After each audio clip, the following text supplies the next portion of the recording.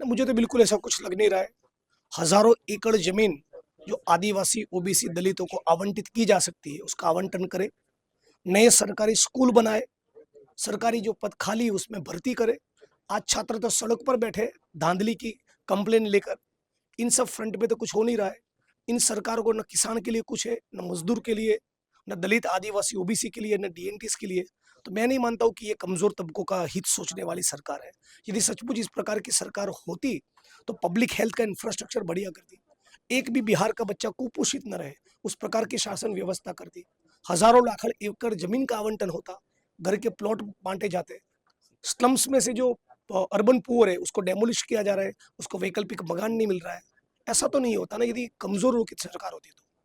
BPSC के student लगातार protest कर रहे हैं, एक बड़ा मुद्दा बन गया है बिहार के। मुझे 1% भी डाउट नहीं है कि ये कोई बहुत बड़ा स्कैम है, बहुत बड़े स्केल पर धांधली हुई है।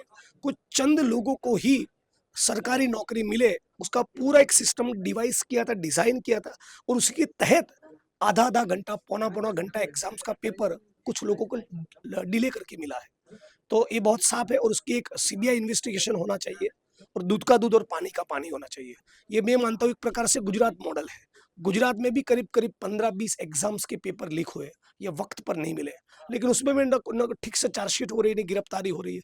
यही मामला मुझे बिहार में लग रहा है। तो मैं मांग कर रहा हूँ कि जिसकी इंटीग्रिटी पर सवाल ना हो, ऐसे 2-3 जो अफसर सीबीआई में है उनसे इस मामले की जांच करवानी चाहिए। लगातार री एग्जाम का मुद्दा भी उठ रहा है। बिल्कुल री एग्जाम भी होना चाहिए, और ये एग्जाम इसलिए करना पड़ रहा है कि सरकार ने धांधली की है। तो धांधली के लिए जो जिम्मेवार है उनकी गिरफ्तारी होनी चाहिए, ताकि दोबारा इस प्रकार की हरकत न सरकार करे न अफसर करे। दिल्ली में जो है चुनाव होने वाले हैं सर, जिस तरीके से आम आदमी पार्टी और कांग्रेस आमने सामने हैं, क्या कहिएगा सर? मैं कांग्रेस को लेकर बहुत होपफुल हूँ, और इस बार कांग्रेस पार्टी बेहतर करेगी। पिछले दिनों में जो हुआ हुआ, लेकिन भारत जोड़ो यात्रा और भारत जोड़ो न्याय यात्रा के बाद राहुल जी के प्रति, कांग्रेस पार्टी के प्रति लोगों का लगाव बहुत बड़ा है, और लोगों ने आम आदमी पार्टी की सरकार भी देखी, भाजपा की सरकार भी देखी। सभी जाति और धर्म के लोगों को साथ लेकर कोई चले, सही मायनों में जो पंथ निरपेक्ष सेक्युलरिज्म की कोई बात कर पाए, सोशल जस्टिस की बात कर पाए, जाति जनगणना की बात कर पाए, तो वो कांग्रेस पार्टी, और मुझे उम्मीद है कांग्रेस पार्टी बेहतर करेगी। इंडिया अलायंस को लेकर के बीजेपी ये कह रही है कि ये सिर्फ दिखावे का अलायंस था, जो कि लोकसभा में हुआ, दिल्ली में साफ तौर नहीं पर नहीं, देखिए स्टेट की पॉलिटिक्स अलग होती है। स्टेट लेवल के चुनाव में जो पॉलिटिकल पार्टियां एक दूसरे के खिलाफ लड़ती है, वो धर्मनिरपेक्षता के सवाल पर, समाजवाद के सवाल पर, संविधान और लोकतंत्र बचाने के सवाल पर राष्ट्रीय स्तर पर एक आ सकती है, और यही मुझे लगता है कि भारत में हो रहा है, और उसमें कोई डाउट की बात नहीं है।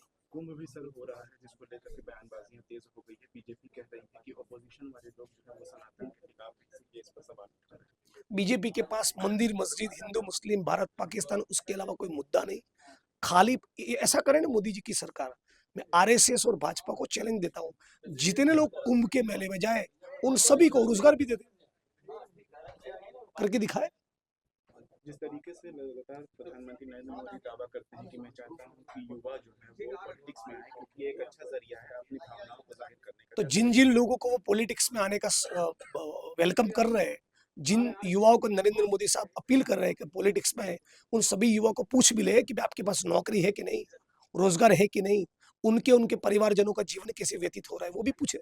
राजनीति में युवा को आना चाहिए। भगत सिंह ने भी कहा था, विद्यार्थी और राजनीति नाम का निबंध भी लिखा है। लेकिन आप युवाओं के हाथ में तो तलवार और त्रिशूल बांट रहे हैं, इस प्रकार की राजनीति के लिए बुला रहे हैं। यदि आप कलम और किताब बांटने वाले हैं तो युवाओं को बुलाइए।